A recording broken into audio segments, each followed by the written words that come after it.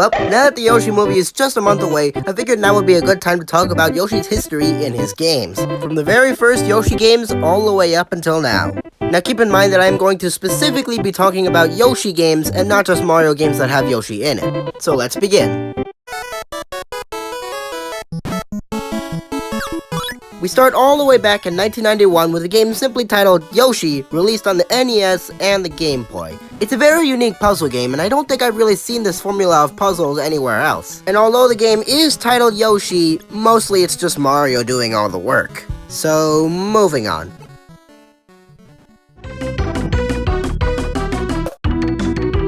Then just a year later came Yoshi's Cookie, which released on the NES, Super Nintendo, and the Game Boy in the years of 1992 and 1993. It's a similar puzzle game, but again, it's mostly Mario doing all the work, with Yoshi on the title. So not much to say about this one either.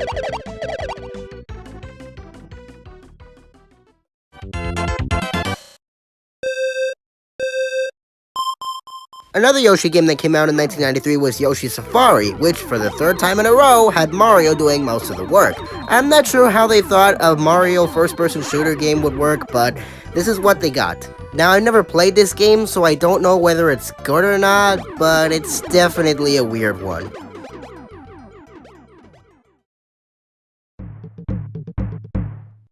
And of course, the one that finally had Yoshi as the main character, Yoshi's Island in 1995. Though technically it was called Super Mario World 2 Yoshi's Island, but it's more of a prequel than a sequel. This is the one that made Yoshi games, well, Yoshi games. Without this, it never would have been the same. Yoshi's Island introduced a new art style, new mechanics, and overall just a new way of playing Mario games. And, well, games in general. Yoshi's Island is a classic and really helped to make Yoshi the iconic character he is today.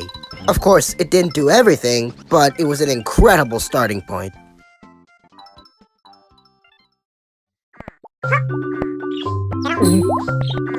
Another big piece of making Yoshi who he is today was Yoshi's story in 1997. It was originally going to be titled Yoshi's Island 64, but honestly I can see why they dropped that. Because Yoshi's story is not an ordinary Yoshi game. And unlike a lot of Nintendo 64 games, Yoshi's story decides to be a 2D platformer instead of a 3D one. Which kinda sucks because to this day there still hasn't been a fully 3D Yoshi game. The closest Nintendo has come to doing that was Yoshi's Crafted World, but I'll talk about that in a bit. Yoshi's story worked a lot differently than the other Yoshi games. Instead of having a clear goal to get to at the end of a level, you just had to eat a ton of fruits.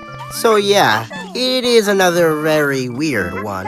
But at least it gave Yoshi his iconic voice.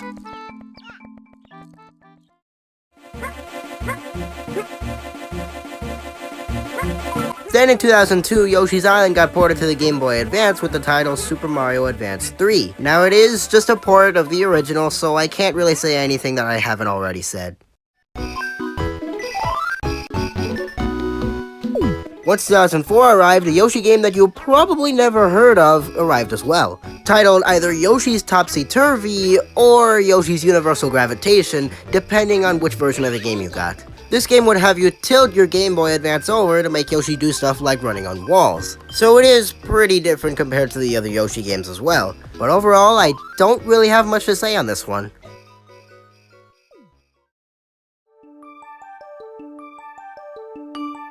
There were definitely a lot of weird Yoshi games that came out in the time between Yoshi's Island and Yoshi's Island DS, but here we are again, with Yoshi's Touch and Go, released on the DS in 2005. It was basically Super Mario Run, if you remember that abomination, but with Yoshi's Island. You would have to use the touchscreen to make Yoshi do stuff like throw eggs or guide Baby Mario safely to the ground. So it's basically Mario Run, but if Mario Run didn't suck, and if Mario Run had Yoshi. But just 1 year later, they finally got back to making real Yoshi games.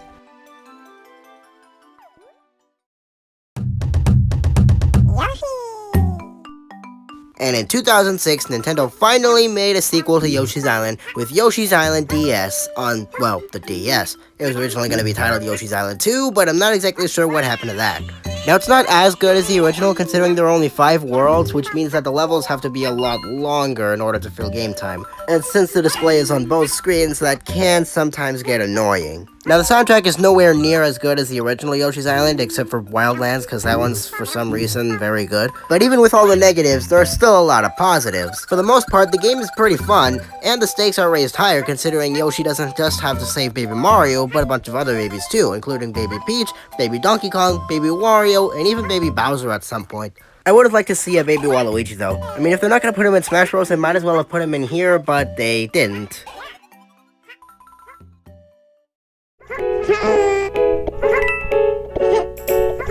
Then Yoshi fans had to wait an entire 8 years just for this piece of garbage to come out. Yoshi's New Island released on the 3DS in 2014, and it was a disaster. All of the new stuff from Yoshi's Island DS is just completely gone. The game tries to replicate the original while being mediocre at best. It just feels like a complete copy of the original, just bad. It barely introduces anything new and feels more like a ROM hack of Yoshi's Island instead of a new game. I mean, there's a reason I was working so hard making Yoshi's New Island done right, and if you want to know more about that, I have done a few videos about it, and if you want to check it out, I have released a demo. But even then, this game just doesn't stop sucking.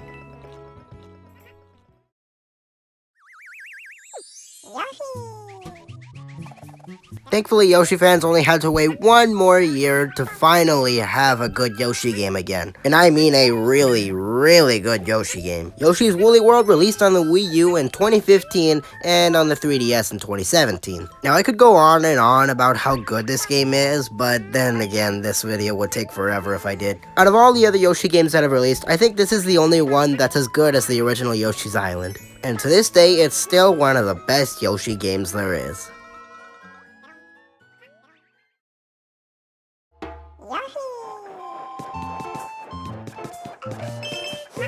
Yeah, the most recent Yoshi game came out in 2019. You know how many years ago that was. Yoshi's Crafted World was, well, like Woolly World, but in a crafted world. Now, I'm not trying to say the game isn't special, because, I mean, it clearly is special, but it just isn't really as good as Woolly World. Remember what I said earlier about this being the closest thing to a 3D Yoshi game? Well, that's because you can move into the background, and as well as throwing eggs into the background in certain mini-games. Now, I gotta say, while the game is really cool, if you're the kind of person that likes to complete your games 100%, you might want to skip this one. And as of right now, that's pretty much it. This entire video was made to promote my new film, The Yoshi Movie, following your favorite Yoshis as they go on a journey to reclaim their island from an unknown foe. The Yoshi Movie will be releasing in March of 2024, and I hope you are looking forward to it as much as I am, cause it's gonna be great.